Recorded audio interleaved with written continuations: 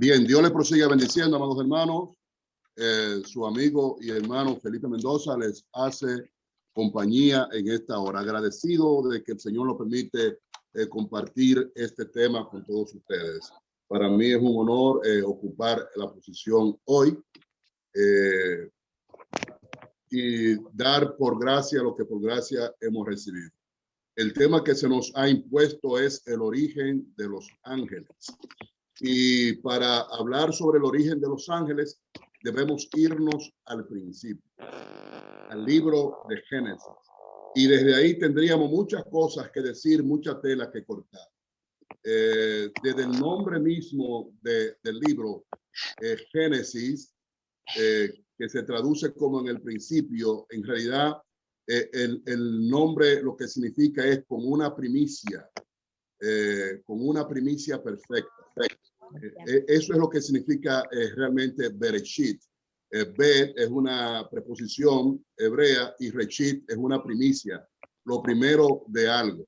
Entonces el libro lo que significa es el nombre del libro que significa es como una primicia perfecta, porque todo fue creado en él, por él y para él, y él es la primicia perfecta con la cual el Padre creó todo lo creado. Y ese libro de Génesis, que aún su nombre mucha de la iglesia no domina, nos va a dar la base para nosotros hacer un recorrido rápido y poder tener una idea de dónde vienen los ángeles. Dice Génesis capítulo 1, versículo 1, que en el principio creó Dios los cielos y la tierra. Y cuando Dios crea los cielos y la tierra, lo crea exactamente en ese orden que reza la Escritura. El orden es primeramente los cielos y después la tierra. Cuando crea los cielos, crea todo el ornamento de los mismos, incluyendo los seres espirituales, que son de 5 categorías diferentes, y nosotros solo mencionamos ángeles, pero hay arcángeles, serafines, querubines, y están los ángeles que son los de menor rango. Cuando crea la tierra, crea todo lo que ornamenta la tierra, todo lo que ella es, todo lo que ella produce, todo lo que ella genera, porque la tierra es una de las fuentes generadoras de la creación de Dios. Y por último, él crea, estoy escuchando un ruido en el fondo, y por último, él crea al ser humano. Él crea al ser humano. El ser humano es el único ser legal en la tierra.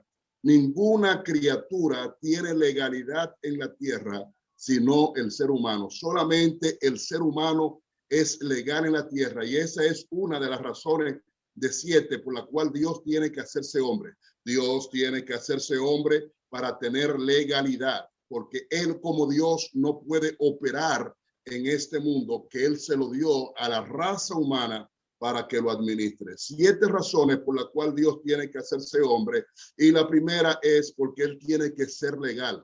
Él tiene que operar bajo el manto de la legalidad, y al único que Dios le dio poder y autoridad sobre todo lo creado fue al ser humano. Entonces él tiene que hacerse el ser humano. Que fueron creados según este modelo que yo estoy planteando, primero los cielos y después la tierra, en ese orden. Eso es obvio, ya que cuando usted lee a Job, capítulo 38, versículo 4 al 7, dice lo siguiente, dice Job 38, que se regocijaban todos los hijos de Dios cuando él estaba echando la zapata de la tierra. Cuando Dios estaba echando la zapata de la tierra, se regocijaron todos los hijos de Dios. El término hijos de Dios es un apelativo referente, número 1, a los ángeles, pero también es un apelativo referente, número 2, al pueblo de Israel. Y tercero, es un apelativo a una persona que tiene una relación directa e íntima con el Eterno. Lo segundo que tenemos que saber es que en Dios no hay tiempo. Cuando crea los cielos y por ende a los ángeles y las otras especies diferentes que están con ellos, él los crea fuera del tiempo, porque en Dios, donde Dios mora, donde Dios existe, donde él habita, no hay tiempo. Esto implica que esos ángeles tienen capacidades, tienen dones, tienen talentos, tienen responsabilidades que el ser humano no tiene, porque fueron creados en una esfera, en una atmósfera diferente a la atmósfera terrestre. El ser humano fue creado cuando no había tiempo, pero por su desobediencia, el ser humano activó, cuando desobedece, número uno, el distanciamiento o la separación del eterno. Número dos, el tiempo. Número tres, la muerte. Número cuatro, la miseria. Número cinco, el quebranto y las enfermedades, las enemistades, los celos, la ira, la contienda. Número seis, las esclavitudes. Y por último, pierde su supremacía sobre todo lo creado. Cuando el hombre pecó, no solamente perdió el reino, que es lo que la gente está enfocada hoy en día en predicar el reino. El hombre perdió su comunión con Dios, su relación de amistad con Dios, el hombre la pierde, porque en el huerto del Edén, el hombre antes de pecar no era siervo de Dios, era amigo de Dios. Entonces, cuando el hombre peca, se establece un distanciamiento, una separación del eterno. Fíjese que el hombre fue sacado del huerto del Edén, de Gan Edén, fue tirado para Adamá, y después en Adamá, cuando se multiplica el pecado por Caín, es tirado a Eré. El hombre fue sacado del círculo en donde Dios estaba. Fue sacado de Gan Edén para Adamá, y de Adamá fue sacado a Eré. Y ahí estamos nosotros hoy en día. Se establece el tiempo, porque el hombre antes de pecar no estaba regulado por el tiempo, porque el hombre era a imagen de Dios. La voluntad de Dios era hacer al hombre a su imagen y semejanza, pero solamente lo hizo a su imagen, porque antes que el hombre activara la semejanza de Dios, el hombre pecó y no pudo recibir el Espíritu Santo, el Ruach HaKodesh. Y ahí se introduce el tiempo. El tiempo es activado por el pecado del hombre, pero también introduce la muerte, que la muerte estaba muerta, pero por la desobediencia del hombre. Ok, si pudiera ir más al paso, por la desobediencia del hombre, la muerte se activó. También se activó la miseria. También se activó el quebranto. También se activó las esclavitudes, las físicas y las espirituales. También se activó las enfermedades, las enemistades, los celos, la ira, la contienda y todo lo que esto implica. Y el hombre pierde su supremacía sobre todo lo creado. Entonces viene un ilegal, Satanás, viene un ilegal a ocupar la posición que le corresponde al hombre. Todo espíritu es ilegal en la tierra. Son ilegales los ángeles, son ilegales los demonios, es ilegal Satanás, Belcebú, el diablo, como usted le llame, es ilegal el Espíritu Santo. Razón por la cual cuando Jesucristo resucita, lo primero que él hace el domingo por la noche, después que he investido, el primer día de la semana por la noche, después que he investido con un nombre que es sobre todo nombre, es que él sopla Espíritu Santo en la boca de los que estaban con él. Sopló Espíritu Santo y le dijo, reciban el Espíritu Santo. No hablaron en lenguas, no danzaron, no se le puso la piel de gallina, no vieron visiones, porque ese soplo es un soplo de posicionamiento. Jesucristo está posicionando a un ilegal, al Espíritu Santo, en el legal, que es el ser humano. Entonces, ¿por qué el Espíritu Santo puede hablar en la iglesia como habla hoy en día? Porque lo hace a través de un legal que es usted y que soy yo.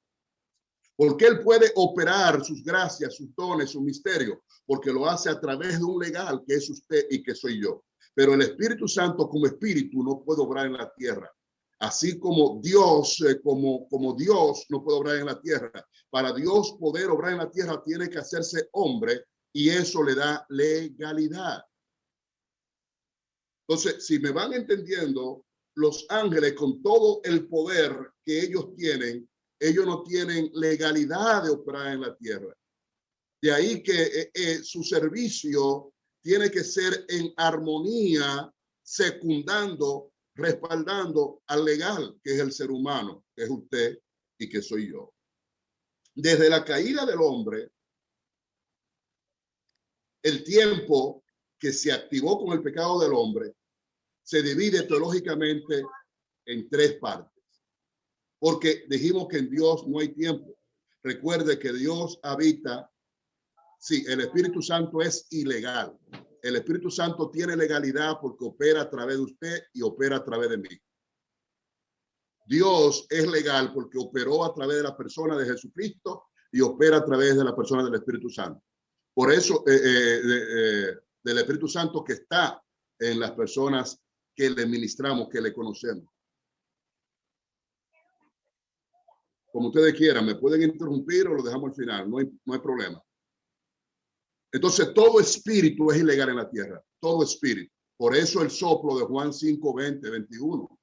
Cuando Jesucristo resucita, lo primero que hace es que reciban el Espíritu Santo. Le sopló el Espíritu Santo, pero no danzaron, no hablaron en lengua, no brincaron, no vieron visiones, nada de eso, porque ese no es un soplo de manifestación. Usted, el ser humano, fue diseñado para recibir tres soplos. El primer soplo que el ser humano recibe es el soplo de aliento de vida. Se llama Nishma Hayim. Y cuando usted recibió Nishma Hayim, usted vino a ser un Nefesh Hayah, vino a ser un alma viviente.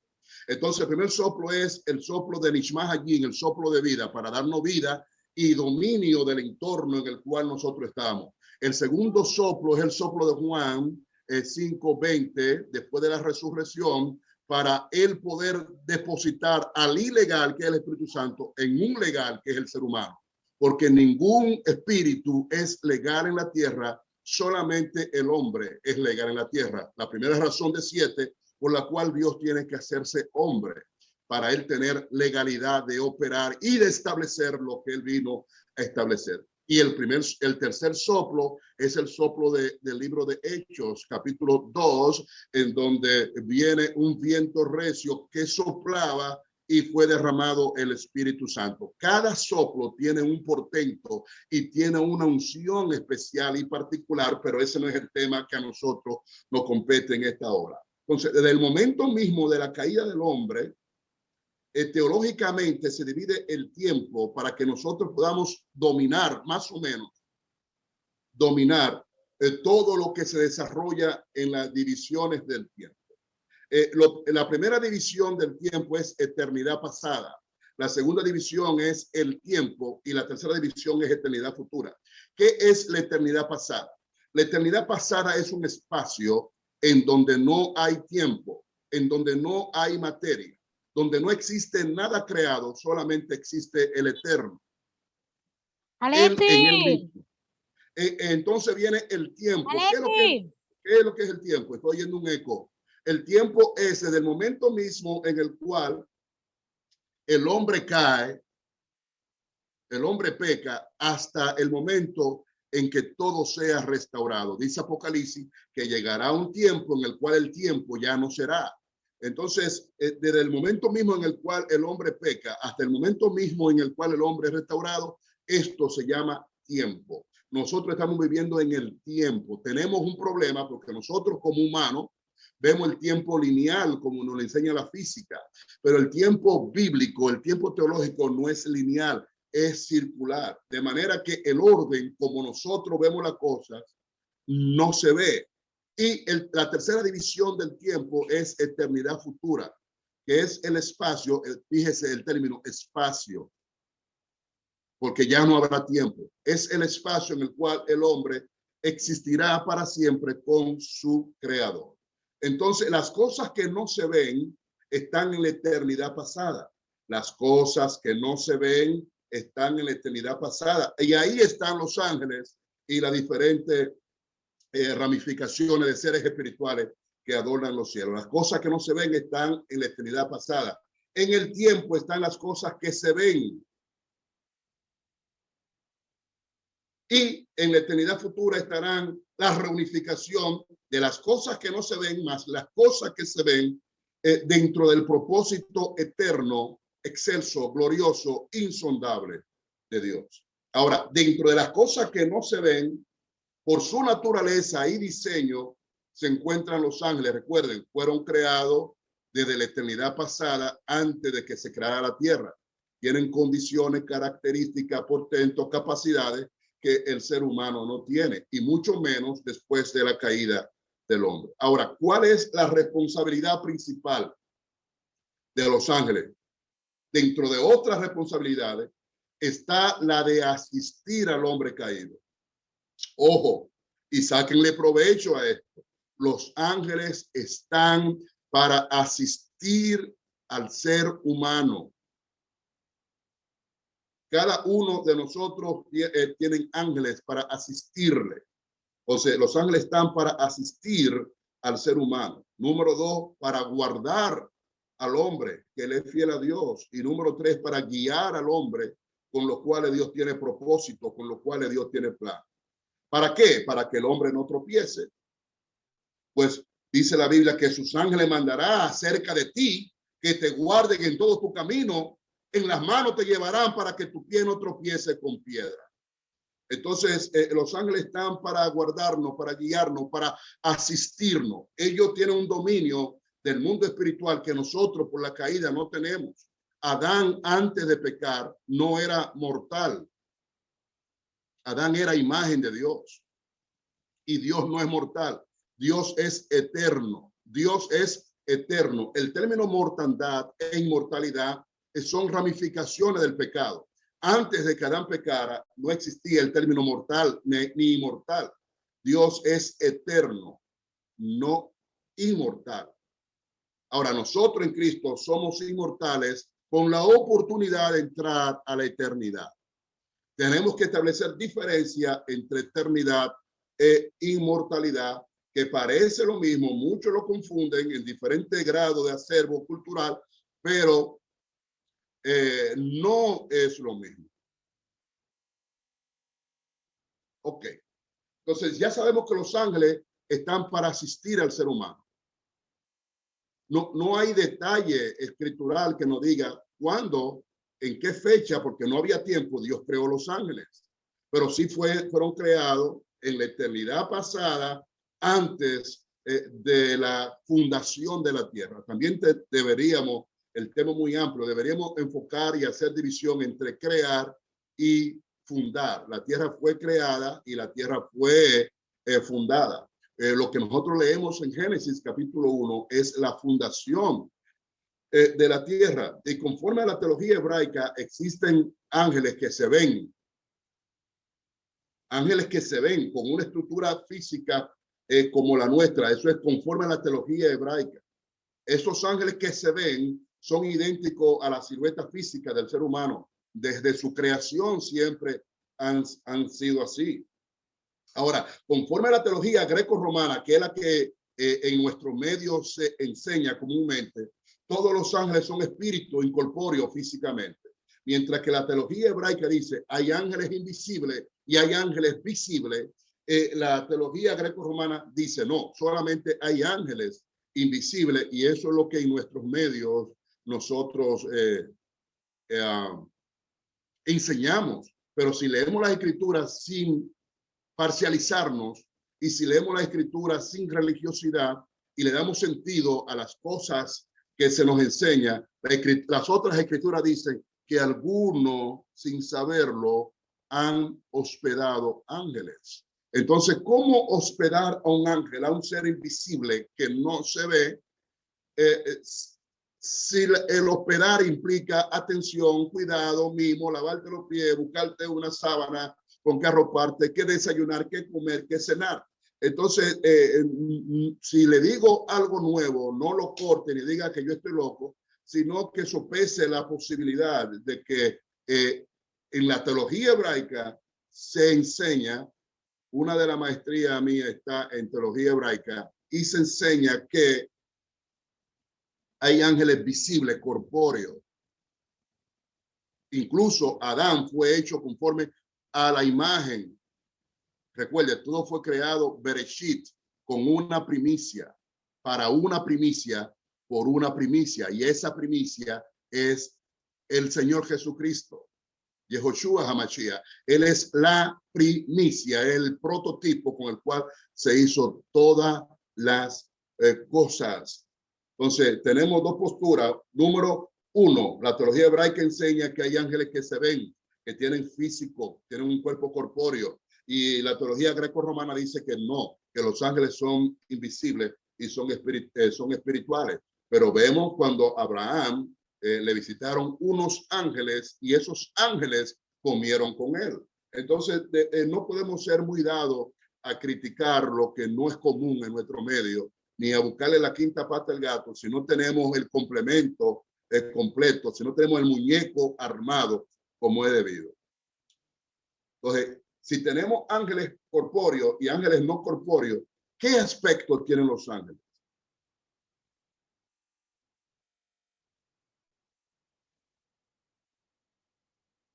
Me voy a inclinar un poquito a la teología greco-romana porque es lo que nosotros más hablamos. Pero pudiéramos irnos por la teología hebraica, aunque nos compliquemos la hora. Ok, según la teología greco-romana, en Hebreo 1:14, los ángeles son seres espirituales,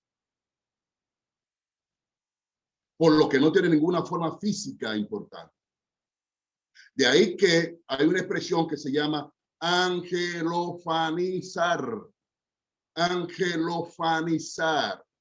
Los ángeles se angelofanizan. Como no tienen una estructura física humana, para ellos tratar con el hombre que sí tiene una estructura física visible, ellos entonces se angelofanizan. ¿Qué es lo que es angelofanía? Angelofanía es la capacidad que tienen los ángeles de aparecer en forma humana.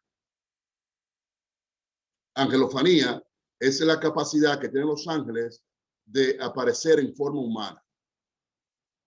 Esa misma capacidad la tiene Dios, pero en Dios no se llama angelofanía porque Dios no es un ángel.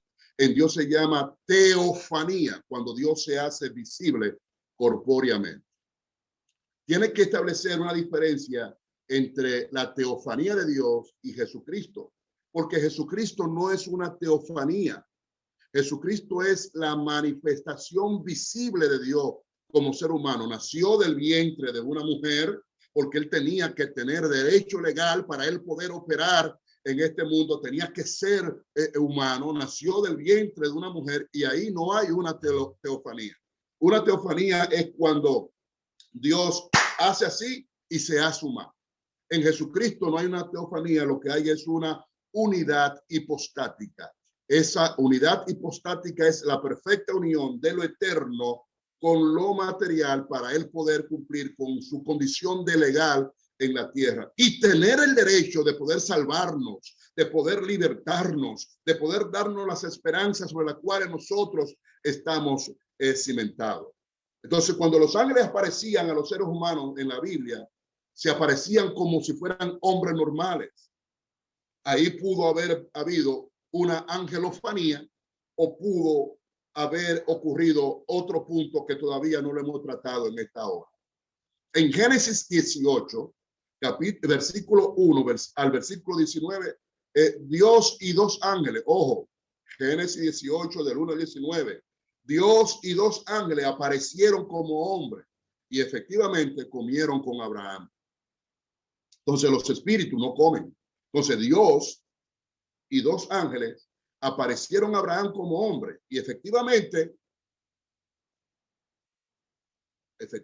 como hombre se le lavaron los pies, se le buscaron acomodo, comieron, buscaron donde recostarse, pasaron la noche con Abraham y al otro día emprendieron el trabajo que tenían que hacer. Los ángeles se presentan como hombres muchas veces en todas las escrituras. En Josué capítulo 5, versículo 13 al 14, en Marcos 16, 5, vemos ángeles que se presentan como hombres. Nunca, cuando digo hombre, estoy hablando sexo masculino. Nunca se aparecen en forma de mujer. Nunca. Tienen que ir tomando nota. Dice Hebreo capítulo 3, versículo 2, no se olviden de la hospitalidad, porque por ella algunos, sin saberlo, hospedaron ángeles. Así como Dios y dos ángeles se le presentaron como hombre a Abraham, imagínense todas las veces que ángeles se presentan como hombre en la mentalidad hebraica bajo la angelofanía, en la mentalidad greco-romana bajo la angelofanía. en la mentalidad hebraica, porque hay ángeles que tienen cuerpo humano, visible, palpable, y son ángeles igual que los otros. Es un tema que pudiéramos discutirlo en otro seminario. Entonces, no se olviden de la hospitalidad, porque por ella, por ser hospitalario, algunos sin saberlo han operado ángeles. Y usted no se imagina las veces que los ángeles han ido a un culto tuyo, que los ángeles han hecho acto de presencia en algún lugar, que los ángeles nos han visitado, porque ellos tienen esa facultad y esa es su responsabilidad de asistir al hombre, de darle seguimiento al hombre, aún el hombre no esté consciente a veces de que está siendo asistido por estos ángeles. Número 3, la mayoría de los ángeles que aparecen en la Escritura son de ese tipo, que se angelofanizan y aparecen como seres humanos. Nunca, casi nunca, usted va a ver un ángel que venga espíritu invisible, que usted tenga que coger una lupa y decodificar que él está ahí. No, el tipo de ángeles que visita la tierra desde la Tanakh, el Antiguo Testamento, hasta el Nuevo Testamento, la Brit Hadasha, son ángeles angelofanizados dentro del orden de la teología greco-romana, que se presentan a incidir en la historia de la humanidad.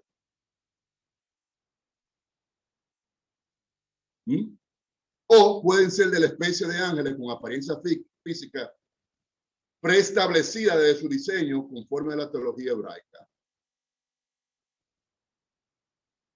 Ahora, estos seres celestiales nos acompañan, sean como espíritu o sean físicamente. Ellos nos acompañan desde el origen de los tiempos. Desde que el hombre pecó, se activó el trabajo de los ángeles en la tierra para asistir a la raza humana.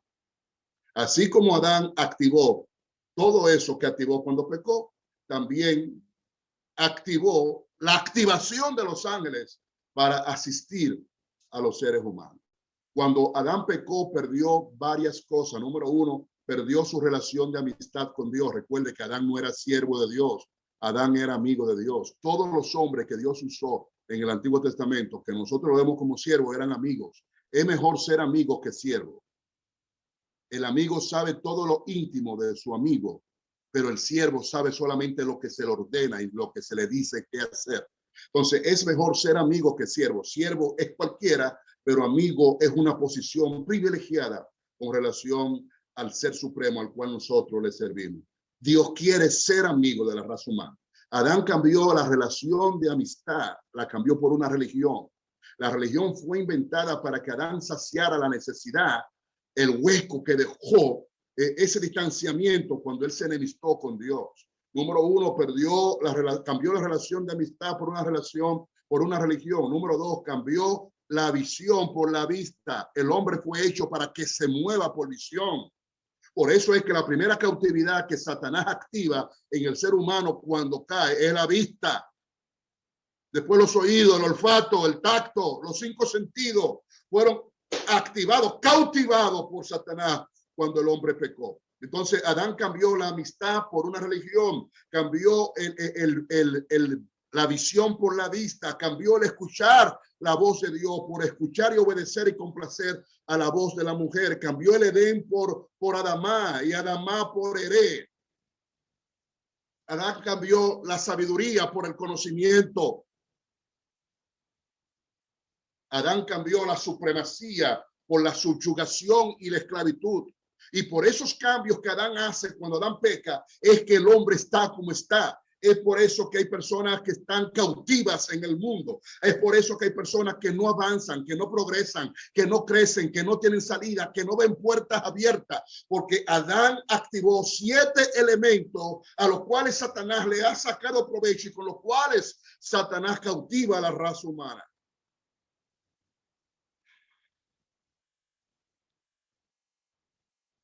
Y por último, se me está acabando mi hora, el origen de los ángeles según la Biblia, porque hay varios orígenes de los ángeles, pero según la Biblia, que es lo que nosotros nos compete. El origen de los ángeles según la Biblia. La aparición de los ángeles, según la Biblia, aparece clara. No hay dificultad, y menos nosotros que nos movemos creyendo en que la palabra de Dios es la palabra de Dios y que ella es verdad, y que la palabra es lo que Dios es, que la palabra no cambia, que la palabra no hace excepción de personas y todas esas cosas. Entonces, los ángeles fueron creados por Dios. Después de crear el reino universal en todo el Milky Way y antes de crear la tierra.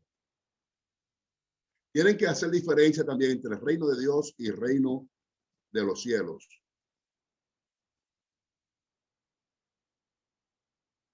Nosotros seremos reyes y sacerdotes del reino de los cielos en la tierra, cuando el cielo gobierne la tierra, pero nunca seremos reyes del reino de Dios. En el reino de Dios, para ser rey, para que yo que soy un príncipe sea un rey, ¿qué tiene que pasar? Que el rey muera. Y en el reino de Dios, el rey es eterno, el rey no muere. Entonces, en el reino de Dios, nosotros nunca seremos reyes. Sí, nosotros seremos reyes y sacerdotes en el reino de los cielos, que es la administración del reino de Dios aquí en la tierra, y a eso se le llama reino de los cielos. Aunque la mayoría de la Biblia de estudio te digan que el reino de Dios y el reino de los cielos es lo mismo, que es sinónimo, deberíamos buscar la diferencia entre ambos. Entonces, gloria a Dios, los ángeles fueron creados por Dios después de crear el reino, después de decretar el reino de Dios y antes de crear la tierra. Ahí fueron creados los ángeles. ¿En qué tiempo? No sabemos, no había tiempo. ¿Bajo qué condición? A Dios no le plugo revelarnos eso. ¿Bajo cuáles términos? Tampoco lo sabemos. Hay cosas ocultas de Dios, secretas de Dios, que Él las hace. Ahora, sí existen, sí están ahí, aunque la teología hebraica diga una cosa, la teología greco-romana diga otra cosa, nosotros tenemos la asistencia, el respaldo, la guía, la protección, el cuidado de los ángeles, porque ellos nos asisten en esta guerra espiritual en la cual nosotros estamos, porque estamos en una guerra espiritual, pero ellos conocen la contraparte, ellos conocen nuestros enemigos, conocen su fortaleza, conocen sus debilidades, nosotros no. Entonces ellos nos asisten en esta guerra para que nosotros podamos salir victoriosos y podamos darle gloria a Dios. Siempre es una proeza cuando usted vence un demonio, es una proeza cuando usted vence a Satanás, y solamente puede lograrlo por la gracia, por la misericordia de Dios y porque tenemos esa asistencia de esos seres gloriosos a favor nuestro. Dios sabe lo que hizo, a Dios nada le ha tomado de sorpresa, se está haciendo exactamente lo que Él sabía que tenía que hacerse, y si creemos eso, entonces a nosotros estamos condenados a la victoria, nosotros estamos condenados a alcanzar la meta, nosotros estamos condenados a vivir una eternidad con Dios, porque se está haciendo exactamente todo lo que Dios sabía que iba a ocurrir, y toda la salida, toda la respuesta, todas las asistencias necesarias para que nosotros podamos salir victoriosos, Dios la estableció a favor nuestro. Y a ver, que se lo no sé, me imagino sentir cosas fuertes. Ahora, ¿cómo comprender a los ángeles? Si son invisibles, si no son como nosotros, ¿cómo comprenderlos? ¿Cómo comunicarnos con ellos? Para comprenderlos y poder hablar sobre ellos, es necesario accesar a una área de la teología que se llama angelología. Angelología es el estudio de los ángeles. Es la rama de la teología que intenta explicar el origen y cualidades de los seres espirituales que en la tradición judeocristiana nosotros llamamos ángeles. La angelología es una disciplina teológica, mitológica e histórica que se basa en textos religiosos antiguos, obra de arte y observaciones contemporáneas acerca de los ángeles, su papel en el mundo visible y en el mundo invisible. Fíjese cómo se mezcla la teología, la historia, que es ciencia, y la mitología. La teología es una ciencia inexacta, pero es una ciencia. La mitología es otra ciencia y la historia es una ciencia inexacta también, pero es ciencia. Entonces, fíjese cómo se mezcla estas ciencias, unas espirituales, otras humanas, para estudiar a los ángeles. Teológicamente, mitológicamente, históricamente, para nosotros saber cómo ellos son, cómo ellos se conducen, cómo ellos obran, para poder observar sus cualidades, sus fortalezas, sus debilidades, si pudieran tener alguna debilidad, y todo lo que el mundo visible, material, en el cual nosotros nos desarrollamos, no ve. Hay ramas de la teología, de la arqueología, de la historia, de la mitología, que se encargan de estudiar, de analizar, de sopesar.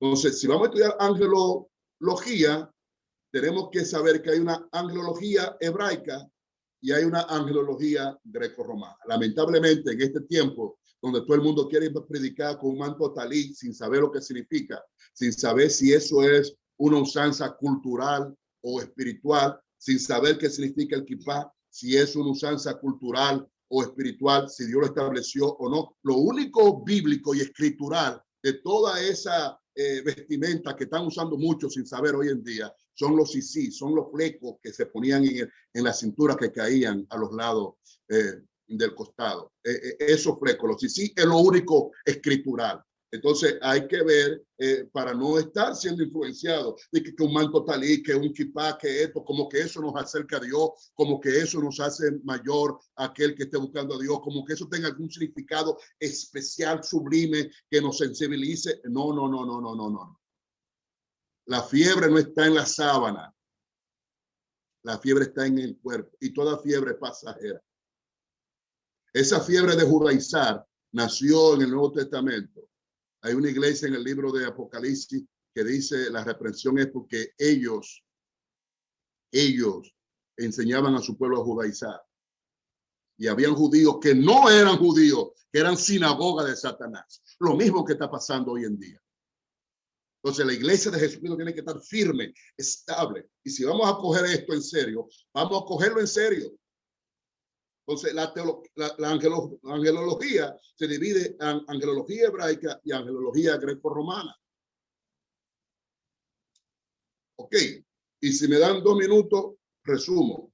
En la Biblia hebrea, un malak en singular, en plural de malaquín, es un ángel mensajero que aparece también repetidamente en la literatura rabínica, en la liturgia judía tradicional. Malak es lo que se traduce como ángel. En hebreo es ángelos. Ángelos. Pero en hebreo es malak. Eso se traduce como ángel. Malaquín es ángeles. Ahora, ojo, en la teología hebraica, ese malak, ese ángel, es un personaje que puede ser espiritual en el mismo orden en el cual nosotros concebimos a los ángeles, que son espíritus invisibles, pero también puede ser un hombre de carne y hueso comisionado o enviado en representación de un superior. Quiere decir que si yo voy con una misión específica a un lugar de parte de Dios, yo soy un ángel, yo soy un malak, porque el término malak en hebreo tiene esas dos connotaciones. Número uno, puede ser un ser espiritual invisible, uno enviado de una atmósfera diferente a la de la tierra, a administrar algo aquí en la tierra, o puede ser una persona de carne y hueso, un ser humano que nació de un hombre y de una mujer que le sirve a Dios, malak, enviado en representación de Dios. Yo espero que eso esté claro. Entonces, malak no solo quiere decir ángel en el lenguaje hebreo moderno, sino también bajo esa consideración.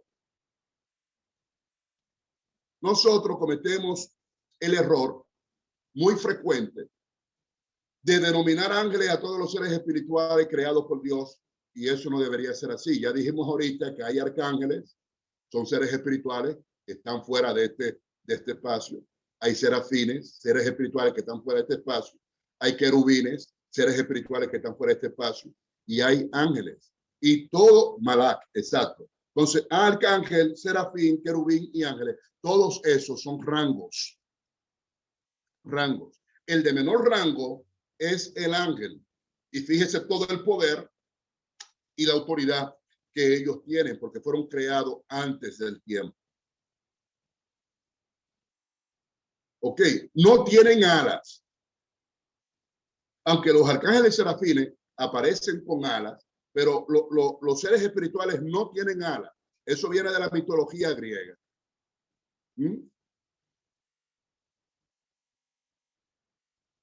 Entonces, arcángel, ángel, serafín, querubín, eso implica jerarquía, implica orden. Note que el de menor rango, repito, son los ángeles, porque ellos fueron creados para asistir al hombre, para trabajar con el hombre. Todo hombre de ministerio tiene ángeles. Responsabilidad suya es conocer el ángel asignado. Hay hombres de ministerio que están pastoreando, están bajo el apostolado, están bajo el evangelismo, bajo el manto profético, que no conocen al ángel que se le ha sido asignado. Ni los ángeles que trabajan juntamente con ese ángel asignado, no lo conocen. Entonces, dentro de sus oraciones deberían preguntar, Señor, ¿con qué ángel yo cuento y con qué gracia tú has apartado este ministerio? Porque tenemos que ser efectivos. Sin manifestación de poder ni de autoridad no podemos predicar a Jesucristo. Siempre que prediquemos a Cristo tiene que ser bajo el manto del poder y de la autoridad. Y el poder y la autoridad reservado para tu ministerio está bajo los hombros de esos ángeles que te asisten.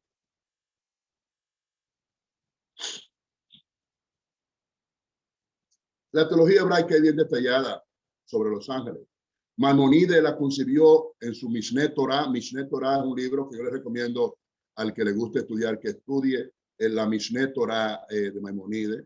Él consideró dividir los ángeles de la siguiente forma, y con esto yo sí termino. Comenzando desde la mayor hasta lo menor. Mire, la jerarquía de los ángeles en el judaísmo, porque lamentablemente la mayoría de información que nosotros tenemos, la mentalidad greco-romana la tenemos de allá. Número 1 está la Hayot HaKodesh. Eso es la primera división de ángeles. Hayot HaKodesh. Lo segundo esto es según Maimónides. Esto es Ofanim. El tercero es Erelim. El cuarto es Hashmalim. Los quintos son serafines. Entonces, oiga, antes de los serafines, que es lo que nosotros conocemos, está la Hayot HaKodesh, el Ofanim, Erelim y Hashmalim. La teología hebraica enseña, ojo, la teología hebraica enseña que esa sublevación que usted ve de Satanás es una más de muchas sublevaciones que hubieron antes de que él se sublevara. Antes de que Satanás se sublevara, hubo otros que se sublevaron en otros planetas, en otros cielos, antes de haber hombre en la tierra. Entonces hubo una sublevación. Ahora, ¿por qué se relata la sublevación de Satanás? Porque es la que incide en la tierra donde Dios puso al ser humano lo más preciado de todo lo que él había creado. Entonces, antes de Serafín están las Hayot HaKodesh, los Ofanim, los Erelim, los Hashmalim. Esos son tipos de seres espirituales. Después vienen los serafines. Después vienen los malaquín, que son los mensajeros específicamente. Después vienen los Elohim, que son seres divinos. Después vienen los Bené Elohim, o hijos de los seres divinos. Después vienen los querubines y después vienen los Ishmin. Entonces, fíjese cómo Maimónides en teología hebraica tenía una subdivisión de ángeles que nosotros en nuestro medio a veces desconocemos y muchas veces ni siquiera dominamos. Ahora, en la teología hebraica, greco-romana, que es la que nosotros enseñamos, los ángeles son servidores ejecutores de la voluntad de Dios, según Génesis 19, versículo 1 al 25. Son mensajeros de Dios, conforme a Hechos 10:3. Los ángeles están en presencia de Dios de manera constante, según Mateo 18, versículo 10. Y eso tendríamos que explicarlo, que están en presencia de Dios de manera constante. Eso no implica que están al lado de Dios ni que lo ven siempre. Deben saber eso. Sus labores son estar atentos a las órdenes de Dios, orar por los seres humanos, adorar a Dios continuamente, vigilar, cantar y pregonar la perfección de Dios, según Apocalipsis capítulo 8, versículo 3. Son intercesores entre Dios y el ser humano, según Génesis 28, 12. También son guardianes, protectores y ministros de la justicia divina. Existen arcángeles, no un arcángel, arcángeles. Judas 9 no puede hablar de los arcángeles. Y por ahí no vamos diciendo su nombre y esa cosa. Por último, hay 7 ángeles principales, aunque los nombres de algunos no están dentro del canon bíblico que nosotros utilizamos, pero tenemos que ser plural, tenemos que tener una mente abierta y estudiar. Lamentablemente son las 9, son las 10 de la noche, me dieron hasta las 10 de la noche. No he logrado desarrollar ni la cuarta parte de lo que preparé, pero para mí ha sido una bendición poder compartir con todos ustedes y yo espero que estas cortas palabras que les he compartido sirvan para que se motiven, se inspiren a estudiar el origen de los ángeles y a sacarle provecho a la razón por la cual Dios lo asignó al lado de cada uno de nosotros. Porque Dios quiere que tú seas efectivo en todo lo que hagas. Dios te bendiga, Dios te prospere y que el Espíritu Santo continúe siendo tu compañero de camino hasta alcanzar la meta. Ay, ay, ay, ay. Ay, mi madre. Ay, Dios mío, Padre Santo, yo me he quedado sin cerebro aquí hoy. ¿Cuánto se han gozado, se han edificado, hermano?